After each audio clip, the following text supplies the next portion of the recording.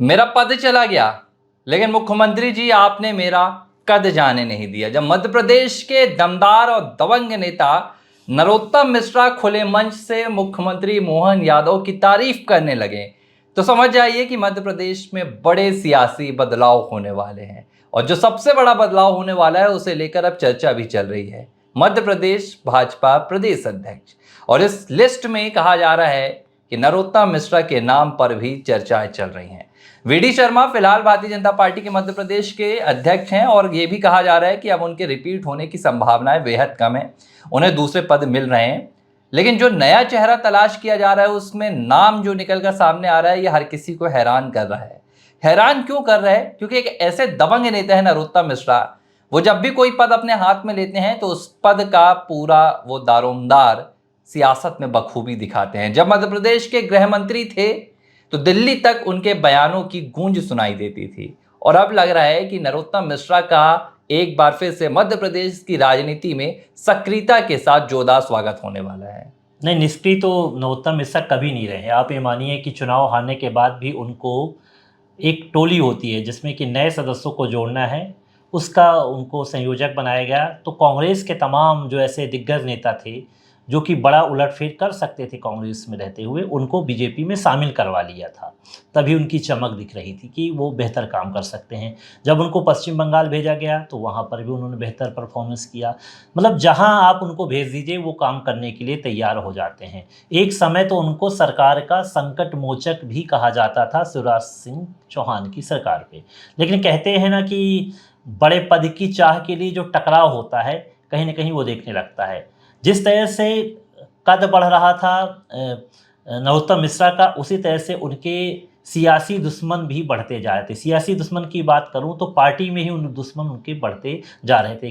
किससे तो ये भी निकल के सामने आते हैं कि शिवराज सिंह चौहान से ही उनकी नहीं बनती थी, और शायद यही दूरी जो थी कहीं ना कहीं उनके लिए तकलीफ दे भी होती जा रही थी। लेकिन उनका जो सियासी अनुभव था वो कभी उनका कम हुआ ही नहीं।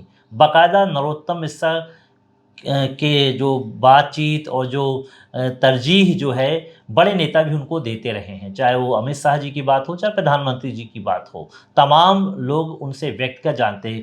खासकर प्रदेश की राजनीति में काम करने वालों के सीधे कांटेक्ट इतना ज़्यादा प्रभावी तरीके से प्रधानमंत्री या गृह मंत्री से नहीं हो पाते हैं जितना ज़्यादा नरोत्तम मिश्रा जी के थे। इसके पीछे ये थी कि उनकी ऑलराउंडर की क्षमता थी। आप जिस काम को सौंप दीजिए वो करने के लिए तैयार हो जाते हैं। और एक हिंदुत्ववादी चेहरा, आपको बयान याद होंगे कि एक चूड़ी पहनने वाले ने जिस तरह से हाथ पकड़ लिया था एक महिला का, उनका एक बयान जो आया था कितना ज़्यादा सुर्खियों में आया था कि दिल्ली तक उसकी गूंज चली थी। राष्ट्रीय मुद्दा बन गया था, राष्ट्रीय मुद्दा बन गया गांधी था। पर भी खूब आप ये बताइए तो उनके, और एक ऐसा नेता जो राष्ट्रीय स्तर पे बोलता है। अगर आप उनके बयानबाजी की बात करेंगे तो कांग्रेस पे भी सीधा सीधा हमला बोलते, चाहे राहुल का मुद्दा हो, चाहे राष्ट्रीय हो, चाहे अंतर्राष्ट्रीय मुद्दा, सभी ये तो उनका अंदाज है ना, समग्र ज्ञान भी रखते हैं। ये नरोत्तम मिश्रा का एक दबंग अंदाज है। वो बैठते तो भोपाल में थे लेकिन तंज दिल्ली तक कसते थे। ना तो प्रियंका गांधी को छोड़ते थे, ना ममता बनर्जी को, ना राहुल गांधी को। लेकिन एक बात ये भी है कि जब साल 2023 में दतिया से अपना चुनाव नहीं बचा पाए नरोत्तम मिश्रा, तो एक सवाल उठकर आया कि जो नेता मुख्यमंत्री की फहरिस्त में था, मैं ये बात खुलकर कहूंगा, क्योंकि जब मध्य प्रदेश में ये बात निकल कर आई कि शिवराज अब दिल्ली जाएंगे, तो जिन चेहरों पर मुख्यमंत्री की कुर्सी कहीं ना कहीं सजनी थी, मुख्यमंत्री का सेहरा सजना था, उनमें से एक नाम नरोत्तम मिश्रा भी था। हार हुई, लेकिन दतिया से हार गए। अब 2023 से 2025 आ गया है, और अब नरोत्तम मिश्रा एक बात कहते हुए नजर आए हाल ही के दिनों में, और उन्होंने मुख्यमंत्री मोहन यादव की भरे मन से तारीफ की, खुदा से उनकी तुलना की, भगवान से, और उन्होंने ये कहा कि मेरा पद चला गया लेकिन आपने मुख्यमंत्री जी मेरा कद नहीं जाने दिया। अब जाहिर सी बात है कि अगर मुख्यमंत्री की तारीफ नरोत्तम मिश्रा जैसे दबंग नेता खुले मंच से कर दें तो क्या नजदीकियां होंगी इस वक्त उनकी मुख्यमंत्री से, ये साफ है। और एक बात यहां पर यह भी है, कैलाश विजयवर्गीय ने भी नरोत्तम मिश्रा का नाम कहा जा रहा है कि अमित शाह के सामने भाजपा प्रदेश अध्यक्ष के तौर पर आगे बढ़ाया है।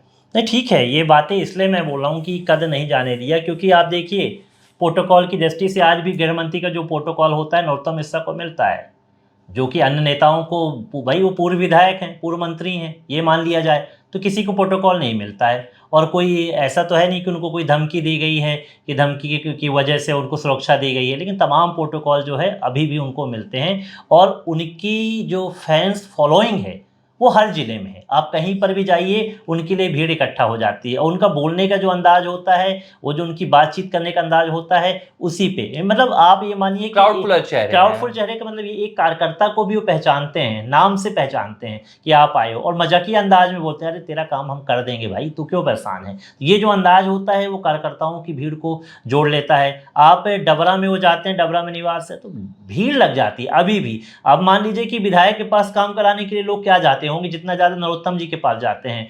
अभी सभा हुई, कई चीज़ें उन्हें पूरी करा ली, तो विकास का चेहरा भी है, विकास कराते ठीक है।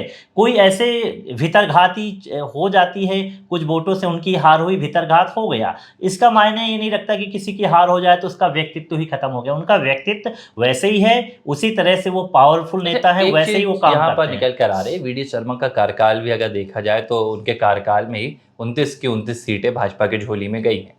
लंबे समय से छिंदवाड़े की जो सीट थी वहां पर पेच फंसती थी, कहानी फंसती थी। लेकिन नरोत्तम मिश्रा अगर भाजपा के प्रदेश अध्यक्ष बनते हैं, मध्य प्रदेश की सियासत में बदलाव क्या आएगा?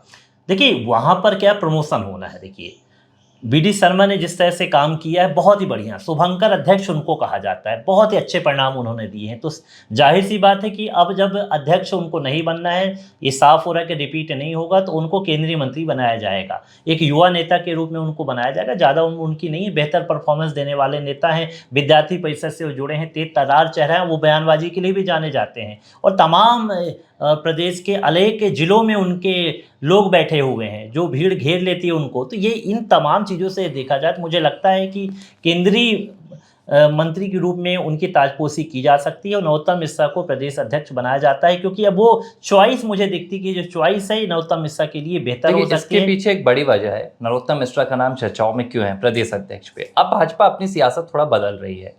पहले भारतीय जनता पार्टी की जो राजनीति होती थी वो राज्यों के लिहाज से होती थी। अगर मैं वीडी शर्मा की बात करूं तो वीडी शर्मा को मध्य प्रदेश के राजनीतिक समीकरणों को देखकर, मध्य प्रदेश के राजनीतिक समीकरणों के लिहाज से उन्हें प्रदेश अध्यक्ष बनाया गया था। लेकिन अभी भाजपा की बदली राजनीति क्या कहती है कि आप भले एक राज्य के नेता हों, लेकिन आपका जो कद है वो इस कदर होना चाहिए जनता के सामने कि अगर आप दिल्ली जाते हैं, आप यूपी जाते हैं, आपको किसी दूसरे राज्य में जाना पड़ता है, तो वहां भी आप जनता के बीच में उतने ही लोकप्रिय हों। और जब बात यहाँ पर नरोत्तम मिश्रा की आती है तो नरोत्तम मिश्रा इस खाके में एकदम फिट बैठते हैं। चाहे वो बंगाल की बात हो, चाहे वो राजस्थान की बात हो, चाहे वो दिल्ली की बात हो, नरोत्तम मिश्रा जहां जाते हैं अपने बयानों से जबरदस्त जनता का समर्थन लूटते हैं। और अगर मध्य प्रदेश में नरोत्तम मिश्रा की भाजपा प्रदेश अध्यक्ष के तौर पर ताजपोशी होती है तो भाजपा को एक बड़ा फायदा होगा कि जो हिंदुत्व की विचारधारा इस वक्त भारतीय जनता पार्टी के खेमे में देखने के लिए मिल रही है, चाहे वो योगी का बयान हो, क्योंकि प्रधानमंत्री नरेंद्र मोदी भी खुलकर बोल चुके हैं एक रहेंगे, नेक रहेंगे, सेफ रहेंगे,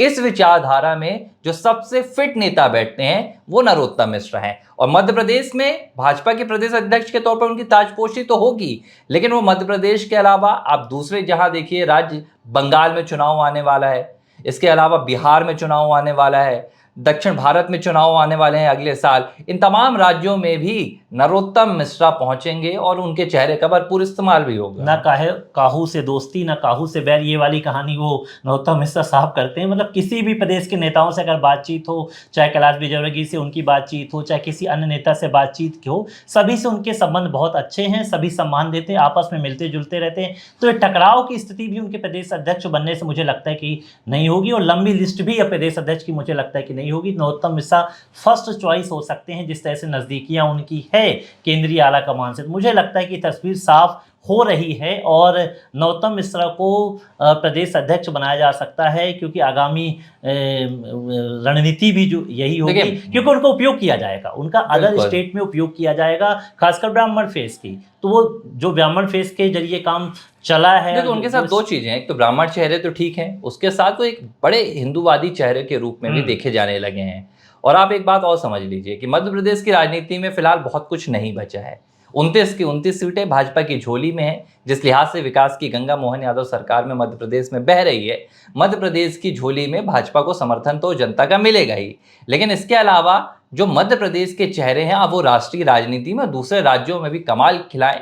शायद यही वजह है कि अब नरोत्तम मिश्रा को एक बार फिर से एक मेन स्ट्रीम राजनीति में लाने की कोशिश की जा रही है। जो उन्हें कार्यभार सौंपा गया था कांग्रेस की टोली के नेताओं को लाने का, अब वो काम थमेगा और नरोत्तम मिश्रा का एक नया अंदाज अगर ताजपोशी होती है तो मध्य प्रदेश से लेकर दिल्ली तक देखने के लिए मिलेगा। ABC हिंदी न्यूज, आज ही जुड़िए हर खबर के साथ।